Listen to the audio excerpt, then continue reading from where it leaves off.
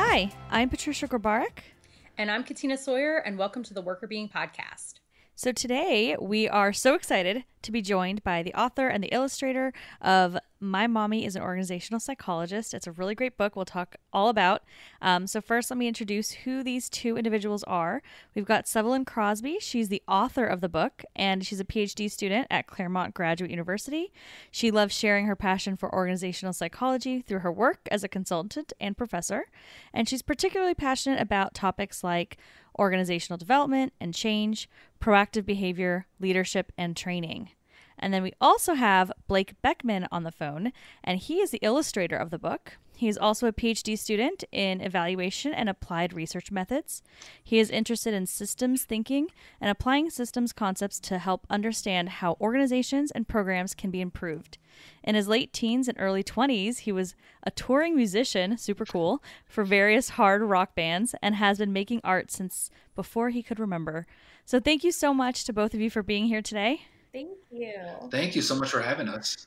Yeah, so we're really excited to kind of dive in and talk a little bit about, you and your journey in deciding to write this book and kind of what the book is about. So if you wouldn't mind sharing with our listeners what you've written and why you wrote it. Sure, I'd be happy to. Thank you again for having us here today. We're really excited. And I guess I can start a little bit with what the book, My Mommy is an Organizational Psychologist, is. So in our children's book, we follow the character named Walter. And Walter is an elementary school student. It's career day, and his mommy is going to come and talk about the work she does. However, he's really nervous because he, like most people, don't know what an organizational psychologist actually does. What I really love about this book is, as an organizational psychologist, I've gotten some odd reactions in the past when I say that that is my field of work. Most people don't really know about the field, and most people don't know what we do. So a lot of the time when I say things like, I'm an organizational psychologist, a lot of people ask me, oh, so you're in human resources? Oh, so you're a counselor? The weirdest one I've gotten was, oh, so you're paid by celebrities in Los Angeles to organize their closets? We just get some, I wish. I was like, maybe I'd make more money. I don't know.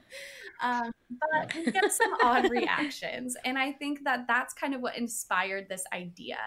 However, there is a specific instance that made me want to do something about the visibility of our field. And one day I went to go visit my sister, and she works at an elementary school at an after daycare program. And I happened to come on a day, and it was career day. And she said, oh, it's so fantastic you're here. Can you tell the kiddos what you do for your career? And I chickened out. I have to be honest, I completely chickened out. I told her, Carmen, I can barely explain to you what I do. I really don't want to try to tell some first graders. That bothered me so much. Weeks after, it bothered me that I didn't try to overcome that challenge, that I didn't try to explain what I do, because maybe it could have inspired them. And that's what led me to want to create this book and then form a partnership with Blake to help out with the illustrations. That's awesome. I think it's so important. As every listener knows, Katina and I are also organizational psychologists, and we've gotten all of those weird reactions too. I think the best is when you walk into a client meeting and introduce yourself and your background, and they ask you if you're analyzing them right now. And I'm like, Yes. well, sure, if you want me to be, I can pretend I am. And I'm reading your mind at this moment. But there's a lot of misconceptions around what this field is. So one thing, though, I want to dive into is your wellness in terms of writing this book. So, like, this is a great endeavor. This is so cool that you both took this on and are spreading the word of the field. But you guys have a lot of stuff on your bio and your resume. You're graduate students, which we know is super intense. You wrote this book and illustrated the book. You've got other projects going on. Love to hear about your wellness journey while writing the book and how you're able to balance all of those different hats. Yeah, so I mean, being a graduate student and trying to do anything is a bit challenging. Time is always a precious commodity.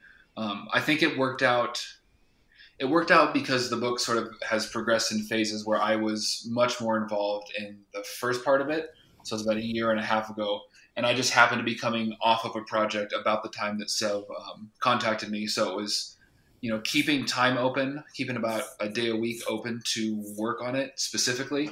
As I sort of got into it, and it became a more a more solitary kind of endeavor, because there's a lot of sketching, a lot of redrawing things, storyboarding, and that. It was making sure that I was working in places where I had social connection, so I wasn't getting lonely. Places like coffee shops and restaurants, but sort of having 5 or 6 that I would kind of rotate towards. And then one, drawing in public always invites people to come and talk to you, and you can sort of, have small conversations, but then also developing acquaintanceships with people that work at the coffee shops and restaurants, and, just have someone that you're looking forward to seeing. That's how I was able to maintain through the mud, like when it really, really got busy. Yeah. So for you, it sounds like it was a lot of just making sure that you were maintaining social connection. That resonates with me because a lot of my job as a faculty member is research and writing papers. And I find that that's also true. Usually when I'm not in quarantine state, I'll go to coffee shops or other places to write because it feels like you can sort of vibe off the energy a little bit of other people. So that totally resonates with me. I'm wondering, Sevelin, what were some of the things that you did as you were writing the book to maintain your wellness? Yeah, I mean, it's really similar in that I never felt alone in the process. And I think that is a few things. One, Blake has been a phenomenal partner, and we've been able to work well with one another. So if there were points in the project that I needed to kind of step up and take charge, I could do it. But I also knew he would step up and take charge and make things happen. And I knew I could rely on him. So I think whenever you're working with someone that you trust, you're able to kind of focus on the challenge and overcome it together. I think besides that, also the kind of resource of family and friends are really helpful. So when you're going through something stressful or you're trying to balance multiple roles, when you know that you can call someone, and sometimes you just need to vent to the person that something's not working and you have to figure out these problems and you've never done this before, just having that family member who can be there for you really makes a difference. So I think just the social support, those with coworkers, but then also family and friends, that has been the biggest resource that I could have ever relied on. That makes a lot of sense. I mean, social connection, as Katina said, is really important. And we know that it has ties to overall wellness, spending time with friends, family, coworkers, people at the coffee shop, can really be a positive experience. In terms of workplace wellness principles, so things in the research and what you're doing in your life, have you found it hard to incorporate certain practices in your everyday life as you've been doing all of this, or sticking to a personal wellness routine? I mean, again, time is always a challenge, and now quarantine has sort of made things. Resources now have become a challenge, but I think that. The way that I strive to maintain wellness or workplace wellness is, I've decided to pursue this career because I enjoy the work. I feel that it is meaningful. And so I get a lot of that, intrinsic reward from doing it. But it's still, a lot of work. And I find that I'm able to sort of maintain my energy levels and my attention levels, because I do have a little bit of ADD. It's about, just maintaining overall health principles, right? So like when we're not in quarantine, I wake up every morning and I go to the gym and I work out, and then I come home and I make sure that I have a nice, nutritious breakfast. And then before I sit down to actually start working, I do a short meditation. And then when I, sort of lose focus, I'll go for a walk and engage in a additional meditation practice later on in the day. And I feel that works for me. Again, because the work is meaningful itself, so long as I am making progress and getting things done, I'm feeling very engaged and feeling very well. Yeah. I mean, that sounds really good. I think that you're hitting on a lot of practices that, it's almost like you're an industrial organizational psychologist. Yeah. Yeah, that's a lot of principles that we talk about on the podcast as well, in terms of mindfulness, and also just ensuring that you're taking time to like set your day, like get your day set right, and physical activity and all that kind of stuff is super helpful. So it sounds like you had sort of a process of getting yourself into the act of getting ready to work, or that you generally try to maintain that process, which I think is great. Sutherland, what kinds of things do you feel you've been able to do or struggle with, or what does your routine kind of look like? Yes. Well, I think the biggest thing for me is to focus on work-life balance. That's easier said than done. But I think one of my favorite mottos in life is work hard, play hard. So setting a time to focus and put your energy into work, and always making sure to set a time, like some time for friends and family and some fun. I consider myself fortunate. The company I work for, that I am a consultant for, they really do prize work-life balance like I do. They're very respectful of the fact that I'm still a student working on my degree. And so I've been upfront with them about how this work-life balance is something that I need in order to be a good worker. So something simple like that my company is willing to work with me on is I don't want any meetings before 8:30 a.m. because I love to go out and do a workout or go on a hike in the morning, have a cup of coffee, shower, and get on the meeting. And if I can do that, I can focus and I can bring my best self to work.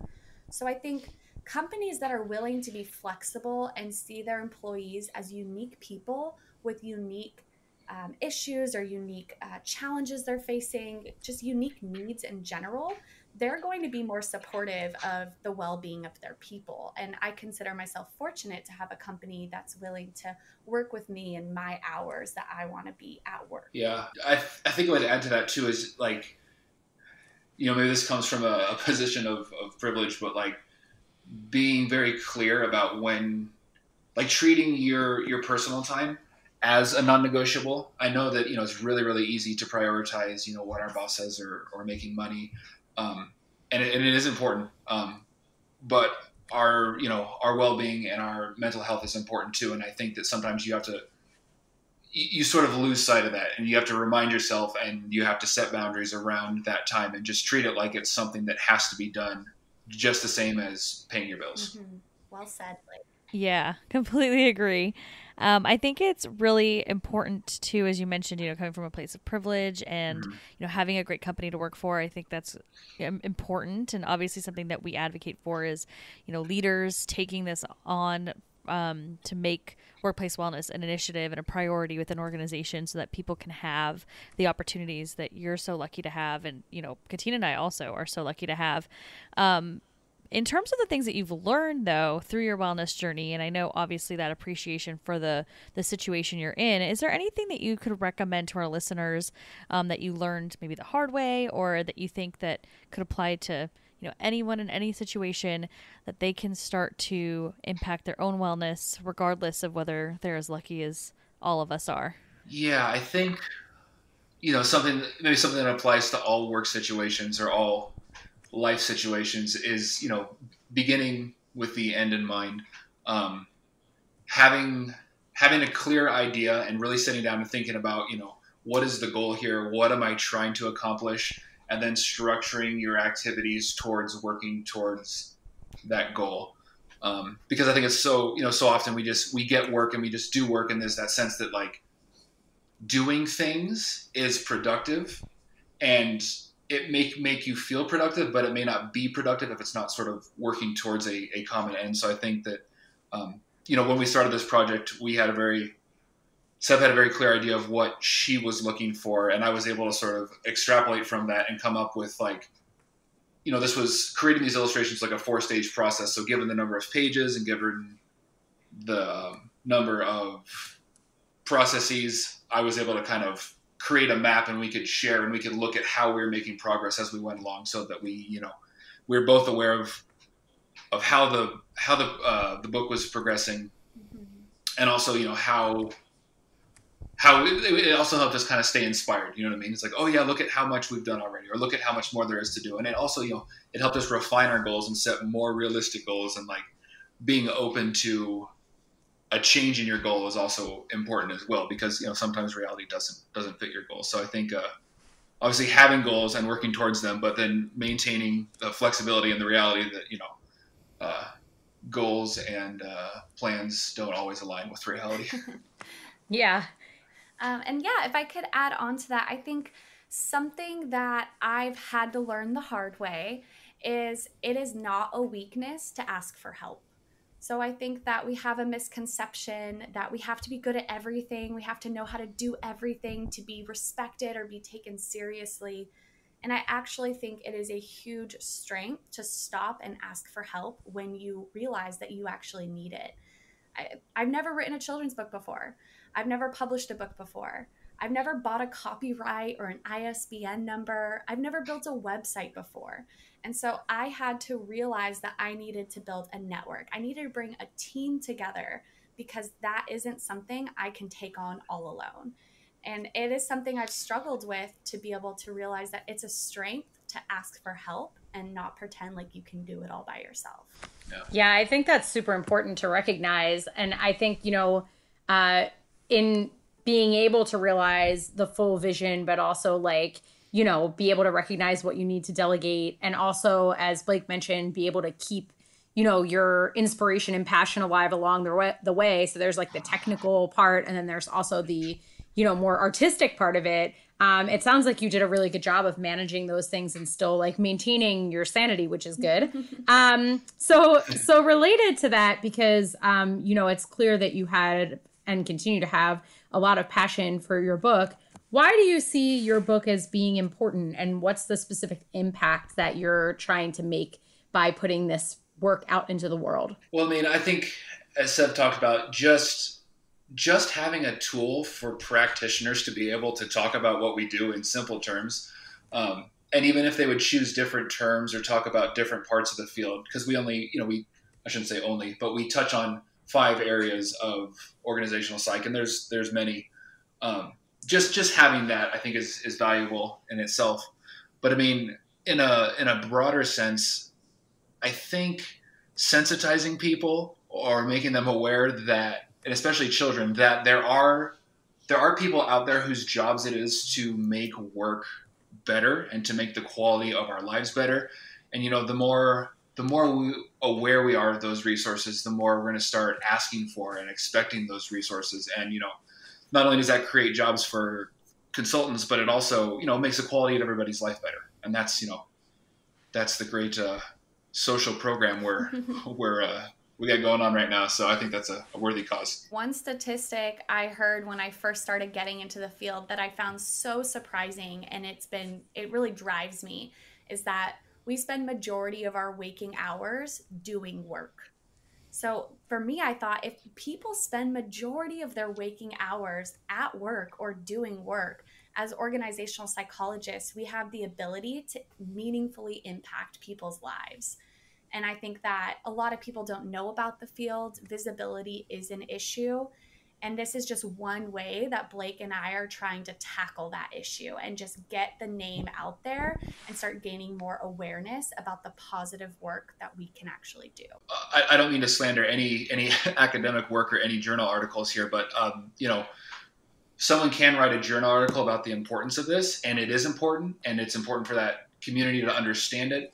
But what are the odds that it's going to leave the community? So I think we're trying to also do something that might have a broader appeal outside of just our field. 100%. And Katina and I definitely relate to that, since everything behind Worker Being is to get workplace wellness research into the hands of everybody. And so we totally agree that there's a lack of translation from what we do to the common person that maybe hasn't been exposed to the field in any way. So we want to make sure that this information, what we do, the field itself, and then obviously the research in the field, can get into people's hands to actually use effectively. So I really appreciate what you're doing. I think when we first started talking, I told you that I am giving my mom the book so she can read it and understand what I do, because I think she still gets confused, and the way everything is laid out in the book is so simple and so easy to understand. So I really, really love it. I I wanted to talk a little bit about diversity and inclusion. So we know that's really positive for work environments, and we also know that that's an interest of yours as well. So how did you tackle diversity in your book, and why was that important to you?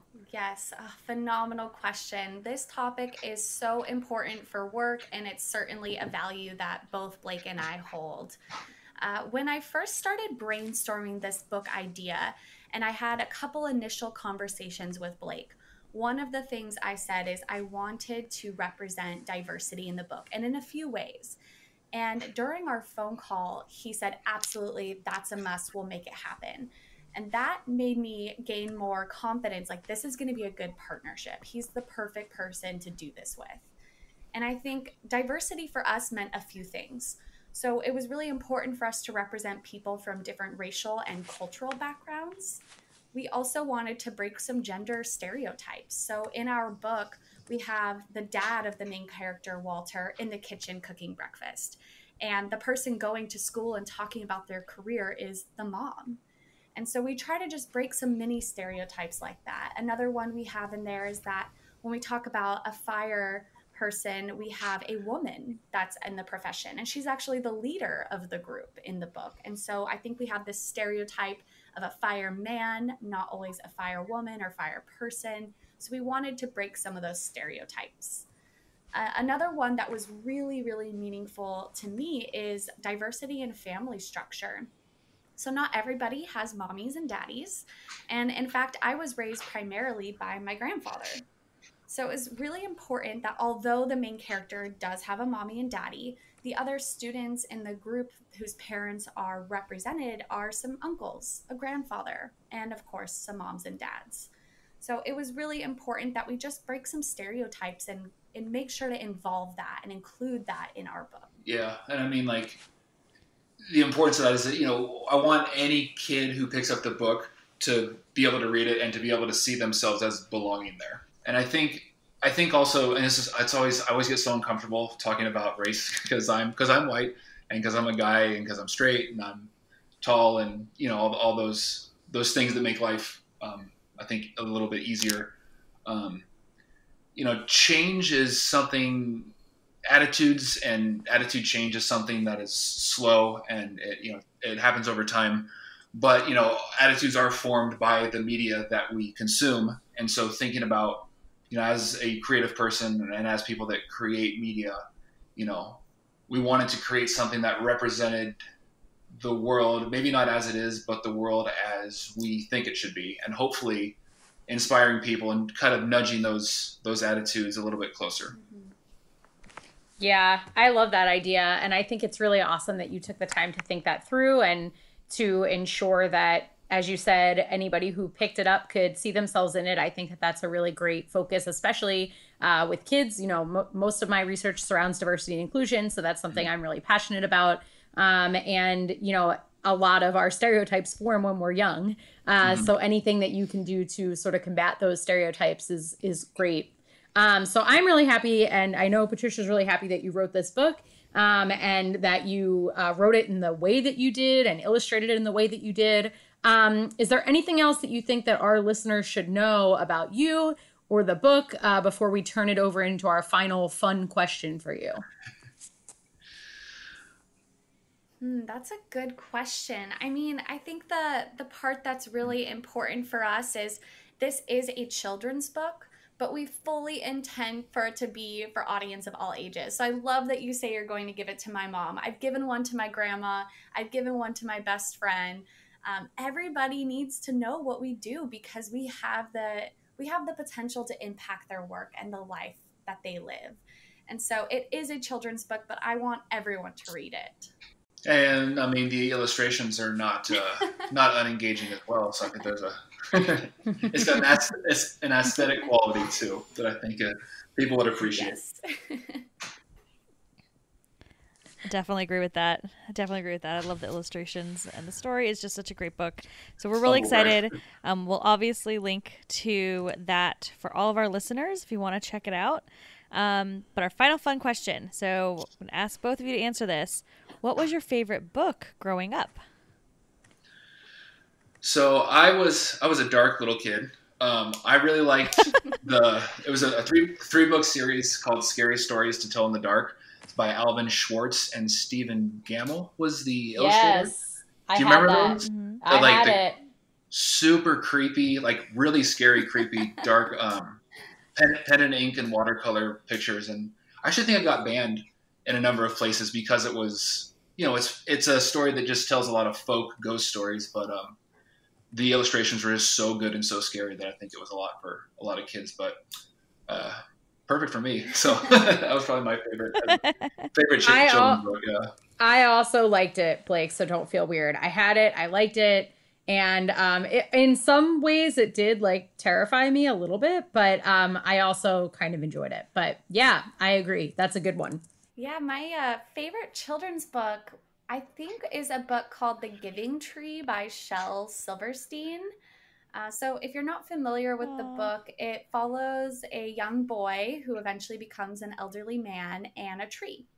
And essentially what the book is about is this boy relies on this tree and he takes from the tree what he needs as he's going through his stages of life. And the tree, the giving tree, is okay with it. The tree wants to give everything they can to help this person. At the time, as a child, I just loved the illustrations and I thought it was a really cute story. But in hindsight, it has so much meaning to it. I mean, I think people can take the perspective of Mother Nature and how we're taking. I think people can take the perspective of a parent-child relationship and how the child relies on that parent and takes what they need in order to become an adult themselves. So in many ways you can think about it. But I think what I mostly took away from this book is that I want to be someone who gives and takes. I think any healthy relationship is a give and take kind of partnership. And I think that I want to give something of value to people, to the community, to this world. I think I'm still always navigating what exactly that looks like and what that means. But being a giving person and leaving something behind that's meaningful is really important to me. And so I hope that Blake and I are making that contribution through this book, like to our field and to the community, just getting the visibility out there. So that is my ideal hope. That's awesome. Maybe your next book can be scary stories about organizational psychologists. Oh, that's a fun one. Blake would love to do the illustrations. I have some notes. Oh, that's a good one, Katina. Yeah, I love that. And I really love that I mean, you both have such great examples for your books, and I can just imagine that one day maybe there'll be a kid that will be on a podcast or whatever is going to happen in 20, 30 years, and we'll say that your book's their favorite. Oh, I hope so. That's the dream. I love it. Actually, it's interesting. Well, I love it. So there's that. A friend of mine showed me a video of their young cousin on Zoom with their class and their teacher, and she's holding up the book, asking the teacher, "Can you read this to the class? Can you read this to the class?" And the teacher says, "Well, yeah, maybe I can read it. You know, I need to learn what an organizational psychologist does. I need to get my life organized." And immediately I thought, yes, you need to read this book. That's not necessarily what we do. Please read this book. That's amazing. Well, thank you both for joining us. We really appreciate your time. We really appreciate what you've done with this book. We think it's amazing. We think it's really important to get more notice, more attention on the field that can make such an impact on people's work and lives. So thank you for writing it, illustrating it, and being a part of this podcast. Thank you so much for having us. This is really fun. Appreciate it. Yes, thank you. It's been a joy, and I hope one day someone references this book as their favorite book growing up. That is the goal. Me too. Well, thank you.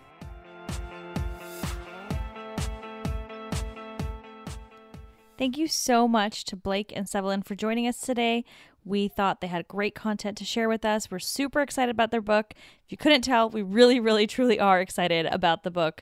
It's amazing. It really breaks down organizational psychology in a very simple way, really easy to use. And it's such a cute visual book for children too. I mean, everything about it. I love it.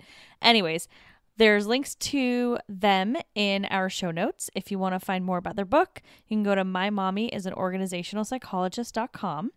And as always, we'd love to hear from you, so please reach out to us. You can find us at workerbeing.com, email us at contact@workerbeing.com, and find us on social at workerbeing on LinkedIn, Facebook, Instagram, and Twitter. Thanks for listening. The Worker Being podcast is hosted by us, Patricia Grabarek and Katina Sawyer, and produced by Allie Johnson.